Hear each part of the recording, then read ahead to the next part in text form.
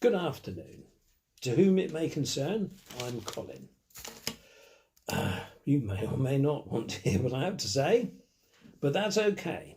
People who are interested, stick around. I may even say something interesting, possibly even amusing, informative. We'll see. Anyway, this weekend seems to be quite a good time to talk about rules, because all sorts of things have happened that have raised lots of questions about rules in our society. We're in the midst of a serious pandemic, and the government have told us that we have to stay in our homes, only exercise in a very restricted way in time and space, not visit people who we're used to visiting and who we're rather attached to. And it appears that there's a big question about one of the government's advisors keeping or not keeping to those very important rules. So rules, you see, you come across them everywhere you go, don't you? If you join the Boy Scouts or the Darby and Joan Club, there are rules about how you should behave, what time the meetings are, what form the meetings take maybe, and what sorts of things you are likely to do and what things it's not desirable to do. So rules give a shape to the organisation, and especially if there's money involved like subscriptions or grant funding or whatever, there are strict rules that you have to adhere to stay in the clear and make sure that you don't break serious laws that the government have laid down to govern these organisations. They are very important. Rules have been in place throughout civilization in order to regulate the activities and the behaviour of citizens. In the earliest city-states, soon after agriculture was invented, the Neolithic Revolution, writing was developed to record and to regulate the storage of crops and other produce in order to share out, to be equitable in its share of the work and the labour and the produce of the city-state. And of course, someone was put in charge of all this as well. It helped when it gave you great power. If you could master this incredible new technology of writing, you had incredible influence and power in the state to keep the regulation of all this produce going in the right direction, to store it, to know what you had in your stores and what you didn't have, how much was being used on a daily basis, and you could report back to the king, because you needed someone who was right over the top of everything, who had sufficient authority to impose those rules. One of the earliest records of kings in the Mesopotamian area says that kingship came down from heaven. And that's a very interesting statement, because it means that not only did people kind of agree together, but as society grew more complex, they needed to impose greater authority. The king was supposed to have received his kingship and his authority from heaven. Kingship came down from heaven, says this clay tablet. So it's an interesting insight into the way things developed and produced organised society that produced these great civilizations in sort of 3000, 2000 BC with the aid of other technologies. Rules are important. They keep societies and they keep city-states, and they kept empires together as well. The later development of empires were predicated on the divine kingship and the ability to record transactions and to control resources, all very important. All these required more and more rules. And we have, as a good example, Hammurabi's Hammurabi's law code, one of the earliest that have been written down in any kind of detail, and it's a study all of its own about what it was felt was necessary to legislate for and to regulate in the Babylonian Empire of that time. Rules also elicit different responses from us human beings, don't they? We have people who it seems to come natural to just obey rules, just obey the law, without a second thought. There's not a moment's hesitation. People obey the law, and they're good citizens, they're model citizens. They never get in trouble with the local policeman. They're never seen in the magistrate's court, and they behave themselves and make valuable contributions to society. And there are other people who question the laws and say, well, does the law actually mean that? Do these rules mean that you can't do this? You can see this in the legend of the Garden of Eden, where Eve is told, or Adam and Eve are both told, you can't eat of this tree. You're not allowed to do that. And then the snake comes along and he says, oh, I don't know, did God say that you were? Why would he say that? So you see seed of doubt being sown in Adam and Eve's minds, and they start to think, well, why did God do? Why? We're allowed to eat all from the fruit of all the other trees. Why are we not allowed to eat these? And you find this creeping in of behaviour that is arising from doubt or scepticism. And then you have people who just don't care about rules at all. They kick over society's norms quite happily, and they just do their own thing, and they really don't care. And very often these people seem to end up in charge, making rules for other people to obey. Oh, it seems a mite unfair, but there you go. Human behaviour. So now we come to the Israelites. They're an interesting case because we have a voluminous literature of the development of their nation state. We have the stories of when they were wandering through the desert as herders and nomads, and then they make this important transition across the border into the promised land, where they have to then adapt to the settled state. They build towns and villages and cities, and they're at war with their neighbours. They have to organise an army, and they have to become crop growers, and they have to learn about husbanding their resources like wells and springs, and they have to sort out the delineation of tribal lands, and that is very important. That's a very important transition into the settled life of city and town dwellers. And we see this recorded in the Old Testament. You see a development of law. We have in Exodus the 10 Commandments, which are 10 relatively simple laws laid down for the regulation of a certain kind of society.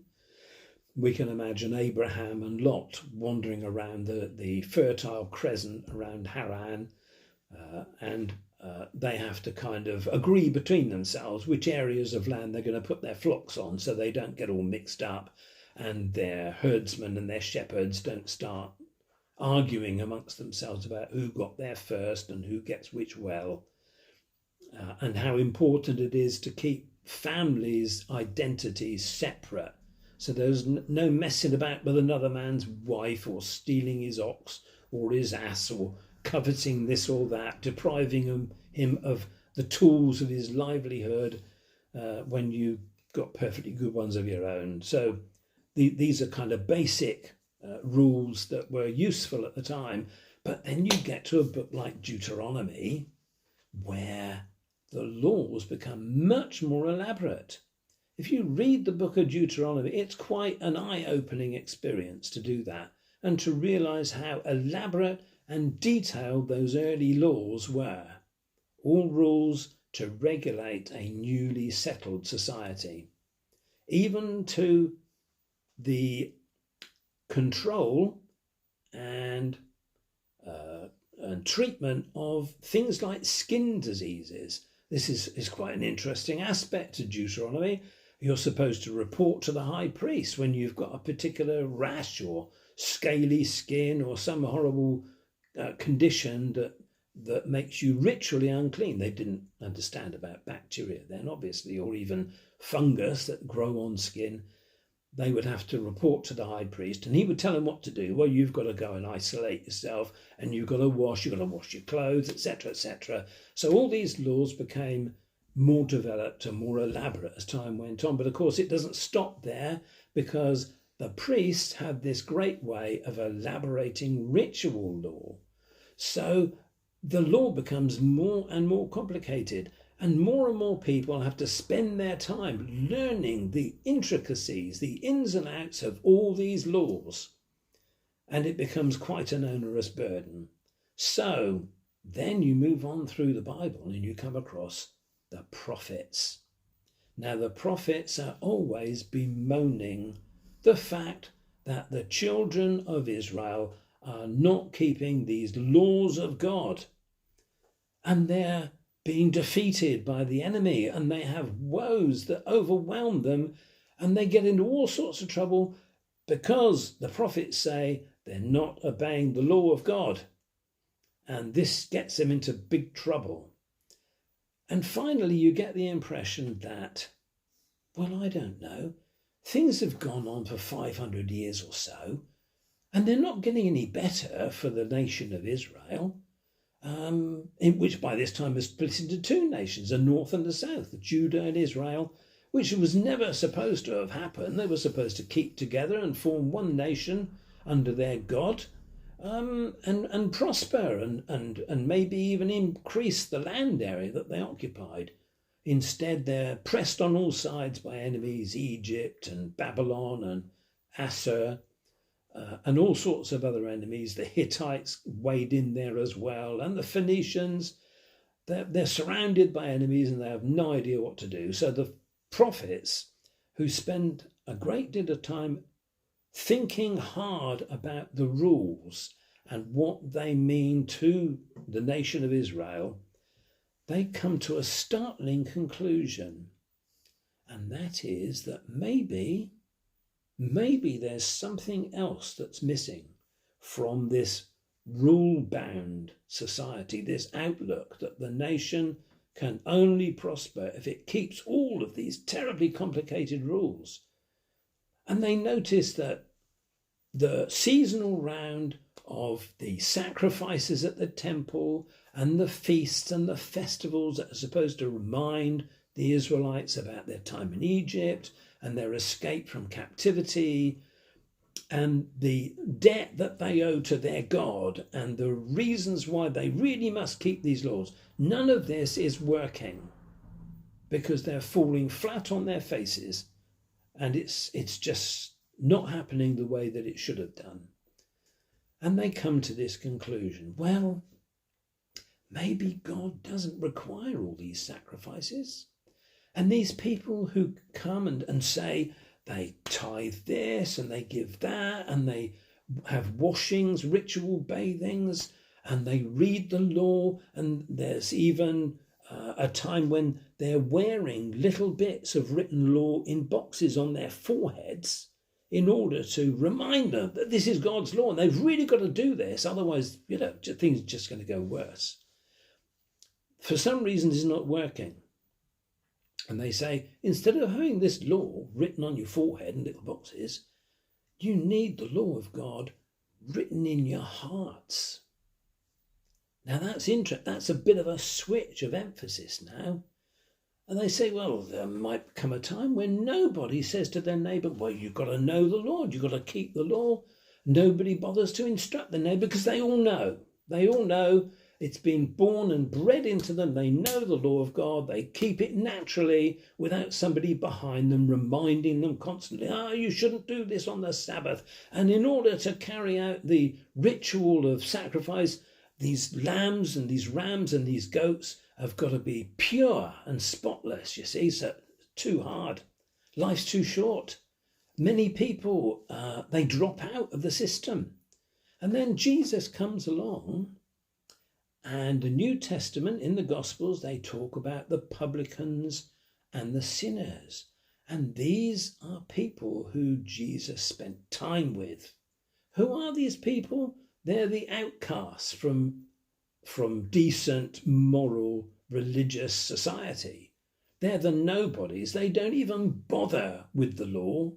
They don't bother with keeping the rules because they think, we've had it with this. You know, we've started off unclean. Our parents never bothered, so why should we? There's no God for us. No, God is not going to do us any good because we're beyond the pale. We don't observe any kind of rule. So what does Jesus do? He comes and spends a lot of time with them. He eats and drinks with them, which no self-respecting, observant Jew would ever do, to eat with these publicans and sinners, these riffraff, my goodness, they're just not decent people at all. These are people that you really don't want to spend the time of day with. But Jesus does. And another thing we see recorded in the Gospels is that Jesus doesn't think a lot of these people who load burdens on the backs of poor people who say, you've got to do this, you've got to do that, you've got to do the other, and you've got to do that as well. You've got to keep the whole law or you've broken all of it. These people, he's not very fond of them. You remember there's a story of Jesus' disciples walking through a wheat field on the Sabbath.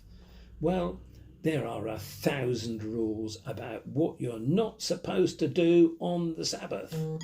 And one of the things you don't do is harvest anything, do anything to produce food. You have to do that the night before the Sabbath. But these people are walking through the wheat field and they're snapping off the ears of corn and they're rubbing them in their hands and they're just picking out the corn and eating it. Well, according to strict law keepers, this is a dereliction of the law of the Sabbath. These people, Jesus, you call yourself a teacher, and yet you're allowing your disciples to do something like this. This is disgusting. Call yourself a teacher, you're not worthy to have disciples. So he said, well, the thing about the Sabbath is, the Sabbath was made for man. It's a day of rest and a break for men from their labours of the week. It's a day of rest. It's not a day of more law keeping. They can take a break from all that. They can just relax, be themselves, take a break. And they don't like this at all. They think, well, we've made so many laws for the Sabbath. These are God's laws. The nation is endangered unless these laws are kept. And he seems to have a very blasé attitude towards these terribly important rules. So it seems, according to the picture we get from the Gospels, that Jesus wasn't too thrilled about the Jewish laws.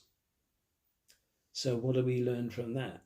Maybe life is not just about a slavish adherence to rules and a loading of the burden of these rules onto other people, pointing out to them, constantly criticizing their behavior and saying, look, you've done wrong. You've broken this rule, you've broken this law, and you are earning our everlasting disapproval because of this.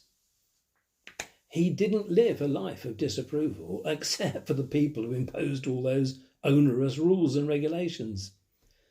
So what are we to make of this? Well, Jesus has pointed out another way, hasn't he? Think about it. What did he say were the chief commandments? Somebody asked him this question. What are the chief commandments? If you only have one commandment, what is it to be? So what did he say? He said, thou shalt love the Lord thy God and thy neighbour. Which I think is pretty clear, really. So maybe we can keep all those rules that regulate human behavior simply by obeying one commandment, which seems, well, is it easy? I don't know. Love God and love your neighbour. It seems clear and simple, doesn't it? But to measure myself up to that commandment, to those two commandments, love God, love your neighbour, that is a severe challenge. We don't have to have a compendious memory to remember all these rules and regulations that the Jews managed to come up with in order to regulate their religious and their political and their economic and their social life together. We only need this one principle, love. Jesus said, God is love. Well, that seems revolutionary when you look at it.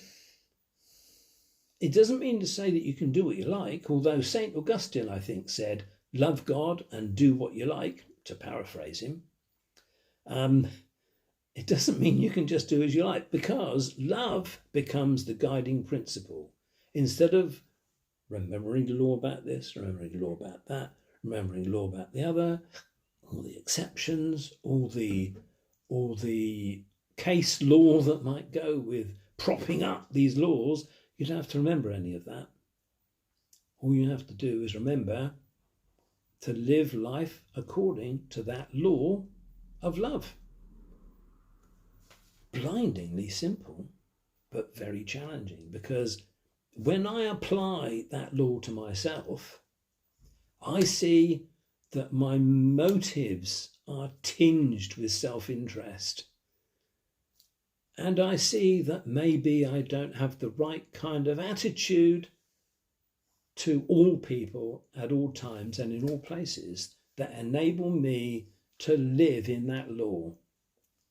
In the book written by John, the first epistle of John, in chapter 4, he says, the man who lives a life guided by love, to paraphrase again, is the man who is godly. He is acceptable to God. If you live according to love, you are living according to God's law, God's principles. If you just remember that, and this seems like a revolutionary thing to me, if you just remember that, then we can be living in a world where more and more people are motivated by love, by consideration, by compassion, by a fervent desire to do your fellow human being all the good that you want him to do you. It's a thing that goes backwards and forwards between you and me. We can do each other good. I'm set here. I make up every day and I say, I've got to live my life today according to the law of love. And in that way, I can't say I don't go wrong, because that's not true. I'm only a human being, but I'm learning. And I have a little mantra, which I say to myself, I have not yet learnt to love. I am learning. And hopefully that influence, that spirit, that generous and open-handed spirit of love for everybody and everything that I see around me is the rule that improves the world, improves my life. It improves your life. It improves the life of the world.